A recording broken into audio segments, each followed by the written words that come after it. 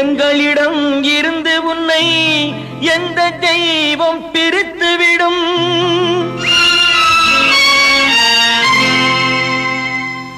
முக்கனிகள் சேர்ந்திருக்க கட்டாக இருந்தாயே, மூன்று நதி கலந்திருக்க கடலாக அமைந்தாயே. தியாகத்தின் உச்சியிலே நீ ஒரு கலசமம்மா, நீ ஒரு கலசமம்மா.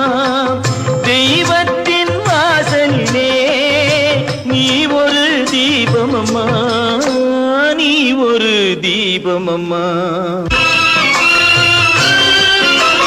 தரணியிலே பெண்கள் எல்லாம் தாயாவதில்லையம்மா, தாயாகும் பெண்கள் எல்லாம் நீயாவதில்லையம்மா.